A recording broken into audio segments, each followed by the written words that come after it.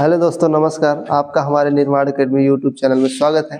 तो जैसा कि हमने कौरव वंश देख लिया था, आज हमें क्या देखना है? सातवाहन वंश देखना है।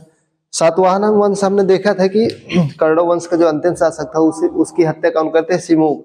और सिमुक उसकी हत्या करके सातवाहन वंश की स्थापना करते हैं। तो इसके संस्थापक देखते हैं।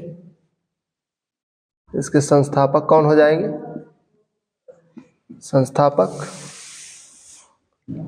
संस्थापक कौन हो जाएंगे? सिमुक। सातवाहन वंश के संस्थापक कौन है? सिमुक। इसका अगर हम शासनकाल देखें तो कब से कब तक है? 30 ईसा पूर्व से 250 ईस्वी तक। 30 ईसा पूर्व से 250 ईस्वी तक ये चलता है। सातवाहन वंश कब से कब तक चलता है? 30 ईसा पूर्व से 250 ईस्वी तक। अब ईसा पूर्व और ईस्वी में तो आपको अंतर मैंने पहले ही बताया था कि ईसा मसीह यानी जब से कैलेंडर बना है, ईसा मसीह के जन्म के पहले का जो समय होता है उसे क्या कहते हैं? ईसा पूर्व कहते हैं। और उसके जो बाद का समय होता है उसे क्या कहते हैं? ईस्वी कहते हैं। यानी कि ईसा मसीह के जन्म के 30 वर्ष पहले से लेकर उसके 2.5 वर्ष बाद तक चला। कौन चला? सातवाहन वंश। सातवाहन वंश के संस्थापक कौन है? सिमुक है। इसमें अगर हम अगले पॉइंट की बात करें तो देखिए इसकी राजधानी कहाँ थी? तो इसकी जो राजधानी थी वो कहाँ थी? इसकी राजधानी, सातवाहन वंश की राजधानी आपकी महाराष्ट्र में थी। कौन सी? प्रतिष्ठान। इसकी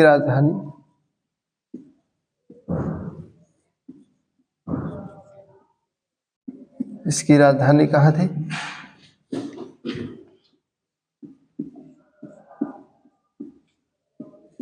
प्रतिष्ठान। कहाँ पड़ता है? महाराष्ट्र में पड़ता है। महाराष्ट्र प्रतिष्ठान। सातवाहन वंश की राजधानी कौन है? प्रतिष्ठान। इस वंश के समय शक शासकों ने काफी आक्रमण किया है।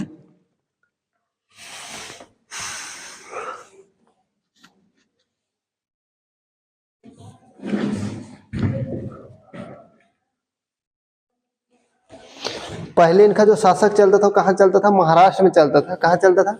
महाराष्ट्र में। यानी पहले जब ये थे सातवाहन वंश, ये महाराष्ट्र में थे।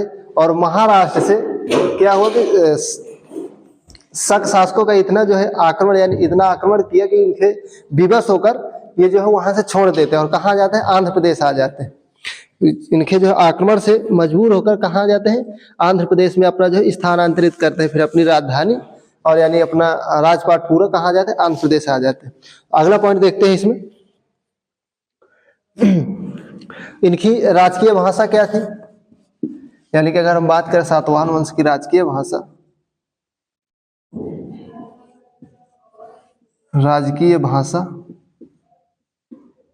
इनकी राजकीय भाषा क्या थी? तो पाली थी।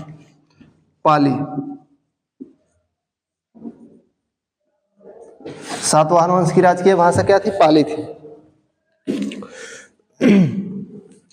अगला हम देखें इसका यानी सातवाहन वंश का प्रथम शासक कौन था? सातवाहन वंश का प्रथम शासक सातकर्णी प्रथम था। कौन था? सातकर्णी प्रथम।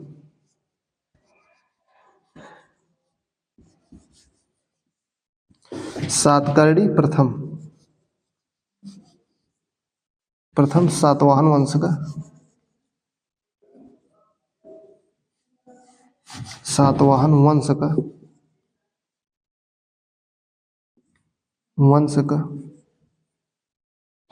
प्रथम शासक था।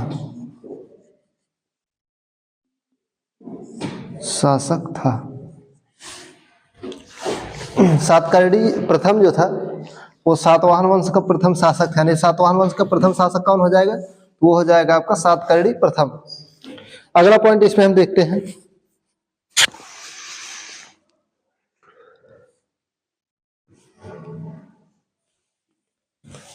जो सातकर्णी प्रथम है, तो इसका नाम आपका सांची का जो स्तूप है, सांची का स्तूप, वहां पर जो द्वार बना है उसमें इसका नाम मिलता है, किसका? सातकर्णी प्रथम का सांची के स्तूप के द्वार में नाम मिलता है।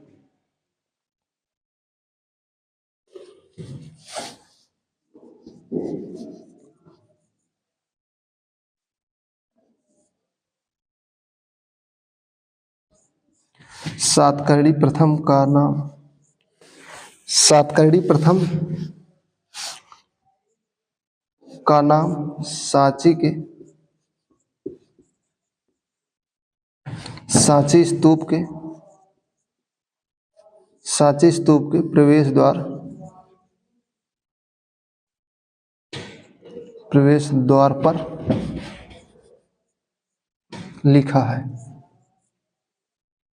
लिखा है। सांची के स्तूप, सांची स्तूप के प्रवेश द्वार पर किसका नाम लिखा है? तो सातकर्णी प्रथम का लिखा है। किसका लिखा है? सातकर्णी प्रथम का लिखा है। अगला हम देखते हैं, सातकर्णी प्रथम ने 2 अश्वमेध यज्ञ और 1 राजयूष यज्ञ करवाया था। इसने क्या करवाया था? सातकर्णी प्रथम ने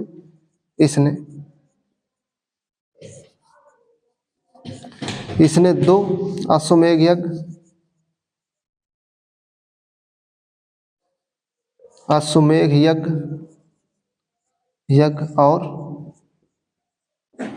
1 राजयूष यज्ञ करवाया था।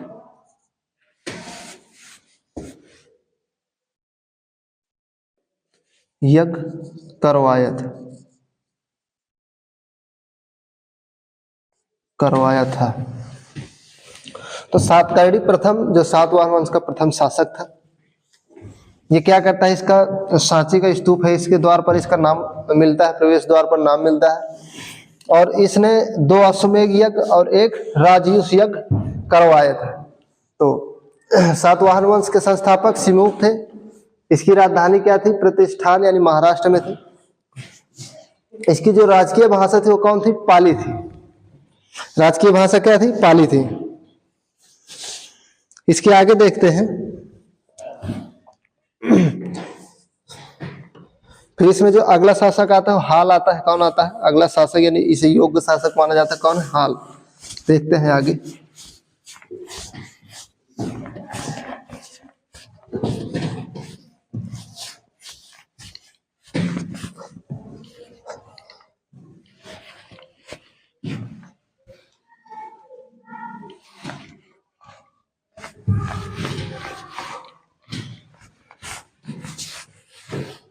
इसका जो योग्य शासक माना जाता है कौन होता है? हाल होता है।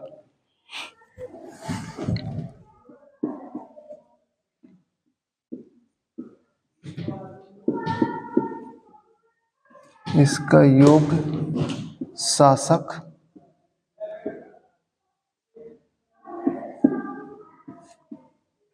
कौन है? हाल है। अब हम देखते हैं कि हाल ने क्या काम किया है। तो आपका जो हाल है, हाल, इसने प्राकृत भाषा में गथा सप्तशती की रचना की है। क्या की है? गथा सप्तशती की रचना की है।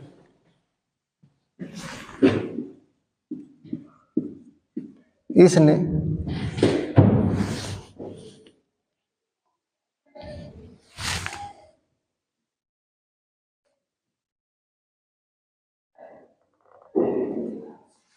सॉरी, मैंने आपको इनकी राजकीय भाषा क्या लिखवा दी है? पाली लिखवा दी है, जबकि है क्या? इसकी राजकीय भाषा क्या है? प्राकृत है। क्या है? वहां पे सुधार कर लीजिएगा। इनकी राजकीय भाषा क्या है? प्राकृत है। और इसने क्या किया? इसने जो है प्राकृत भाषा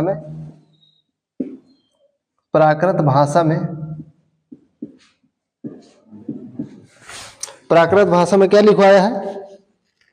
यथा सप्तशती। प्राकृत भाषा में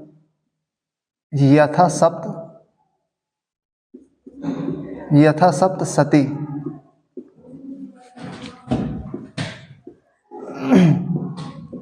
की रचना की। तो हाल ने क्या किया? इसने प्राकृत भाषा में यथा सप्तशती की रचना की है। अगला देखते हैं,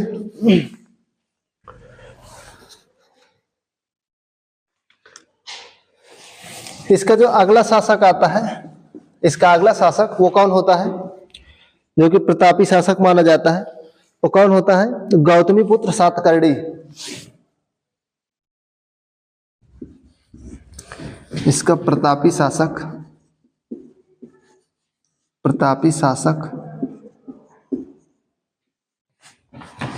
गौतमी पुत्र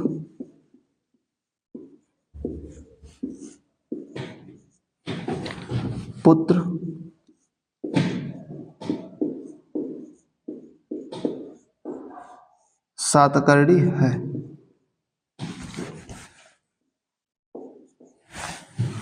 इसका प्रतापी शासक कौन माना जाता है? गौतमी पुत्र सातकर्णी। गौतमी पुत्र सातकर्णी वास्तव में काफी शक्तिशाली था, यानी कि इसके समय शक शासकों ने आक्रमण किया, लेकिन इसने क्या किया, इसने उन्हें हराया और इसने काफी काम भी किया सातवाहन वंश में। तो इसके आगे हम देखते हैं इसके बारे में, सातकर्णी के बारे में। तो सातकर्णी के बारे में देखते हैं। इसके समय नासिक के जो शक शासक था वो कौन था? नहयान ने आक्रमण कर दिया था। इसके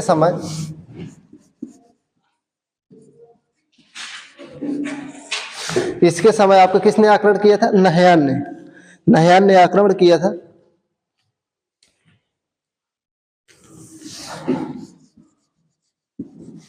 इसके समय नासिक के शासक नहयान ने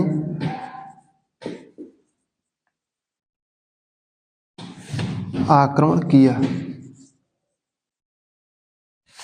तो इसके समय गौतमी पुत्र सातकर्णी के समय कौन सा शक शासक था जिसने आक्रमण किया? और जो नासिक का शासक था कौन था? नहयान ने किया था। नासिक के शक शासक कौन? शक शासक नहयान ने आक्रमण किया था।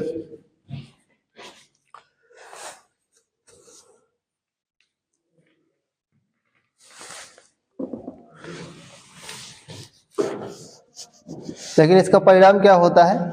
इस गौतमी पुत्र सातकर्णी जो है नहयान को पराजित कर देता है। गौतमी पुत्र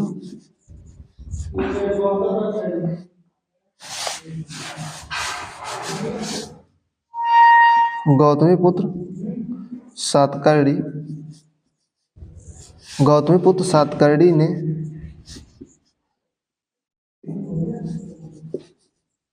नहयान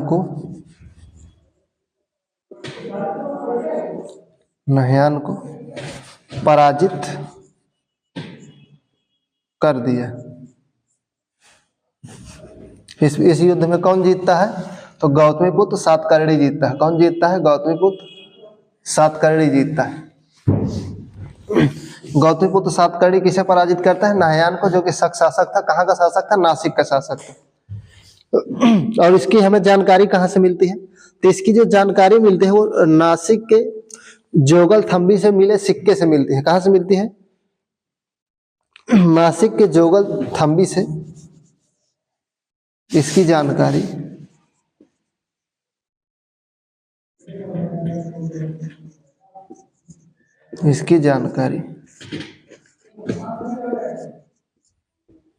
नासिक के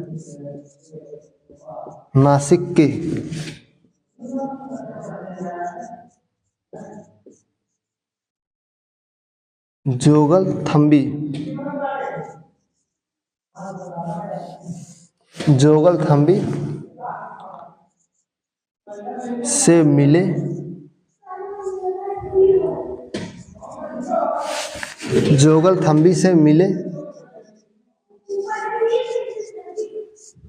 सिक्कों